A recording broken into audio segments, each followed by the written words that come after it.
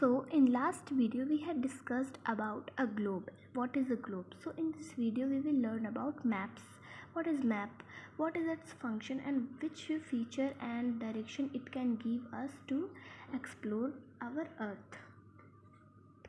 Now a map is a representation of the earth's surface or a part of it on a flat surface. अब map जो है वो एक representation है earth surface का या फिर एक पार्ट है फ्लैट सरफेस पर। अब देखो जैसे कि ग्लोब होता है तो वो तो सर्कल होता है, उस पर हम एक तरफ का एक ही पार्ट सिर्फ एक टाइम पर देख पाएंगे।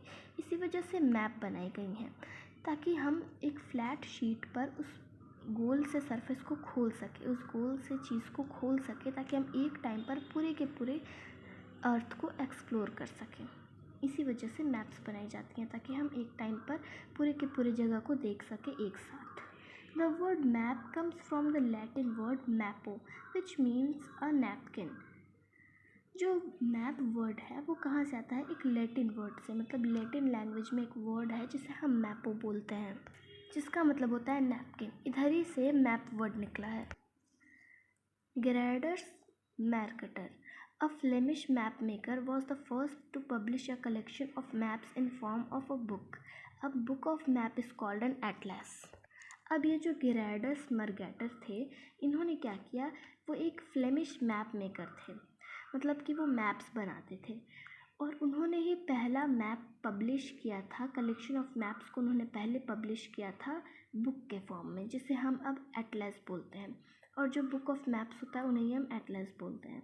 We can draw maps on a flat surface to show continent, countries, cities and even a neighborhood. You can draw a map of your school and show all the details on it.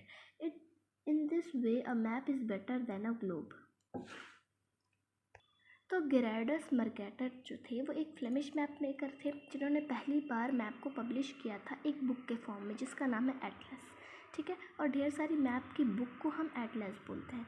अब हम किसी map को draw कर सकते हैं एक flat surface पे ताकि हम उसके कंटिनेंट्स, कंट्रीज़ और ढेर सारे नेबरहुड, सिटीज़ और यहाँ तक कि एक हमारे नेबर में जितने भी लोग रहते हैं जैसे जैसे उनके घर हैं उनका एक मैप एक फ्लैट से सरफेस पर बना सकते हैं। और इसी तरीके से हम अपने स्कूल का या फिर अपने नेबरहुड का या फिर अपने किसी भी कॉलेज का, किसी भी ऑफिस का मैप बनाकर उसे उस फ्लैट सरफेस पे शो कर सकते हैं ताकि हम उसके बारे में और डिटेल में जान सकें। और फिर उसके बाद हम उस पर ढेर सारी डिटेल्ड इन्फॉर्मेशन लिख सकते हैं कि कौन सा रूम कहाँ पर है, ये क्या है, ये वो कौन सी जगह है। ऐसे करके हम बना सकते हैं और इसी तरीके से मैप जो है वो ग्लोब से ज़्यादा बेटर है। However, the earth is spherical in the shape and its surface is curved. जैसे कि जो अर्थ है वो स्फेरिकल है शेप में और उसकी जो सरफेस है वो थोड़ा कर्व्ड है। A curved surface cannot be shown correctly on a flat surface such as paper. Try to cover a ball with a sheet of paper without creasing it. You will not be able to do it. So it is not possible to make an accurate map of a curved surface. तो इस paragraph में हमें बता रहा है कि हम किसी भी कर्व्ड सरफेस को अच्छे से करेक्टली एक फ्लैट सरफेस पर जैसे कि पेपर पर शो नहीं कर सकते हैं। अब यहाँ पर कुछ ट्राई करने को कहा है कि आप एक बॉल ले लीजिए, उसे पूरे एक शीट से कवर कर दीजिए, उसे बिना मोड़े हुए, ठीक है। आप ऐसा नहीं कर पाएंगे। सो इसीलिए जो मैप है उस पर हम एक्यूरेट वही चीज़ नहीं बना पाएंगे उस सरफेस पर। क्रीजिंग का मतलब होता है बिना इसे मोड़ कर।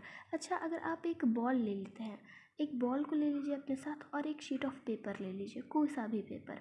अब उस बॉल पर उस पेपर को मोड़ना स्टार्ट कर दीजिए, उसे बिना मोड़े, तो आप उसे जो है उस पर पूरा अच्छे से कवर नहीं कर पाएंगे उस बॉल को। इसी पैराग्राफ में यही बता रहा है कि आप उस बॉल पर पूरा का पूरा शीट जो है वो कवर नहीं कर पाएंगे। इसी वजह से जो पूरे अर्थ का जो सरफेस है ग्लोब पर, उसे हम अच्छे से कवर नहीं कर पाते हैं और इसी वजह से ज़्यादा वो एक्यूरेट नहीं बन पाता है मैप पर। However, small areas can be represented fairly accurately on maps. This makes map useful tools to study the earth. तो जैसे कि हम एक बड़े से एरिया को नहीं दिखा सकते हैं मैप पर, मगर अगर कोई छोटा एरिया होगा जैसे कि कोई सी भी छोटी सी सिटी या फिर छोटा सा कोई मोहल्ला, कोई सोसाइटी, तो उसे हम अच्छे से मैप पर दिखा सकते हैं। और ये जो चीज़ है मैप को यूज़फुल टूल बनाती है अर्थ को स्टडी करने के लिए। ये है एक मैप का पिक्चर।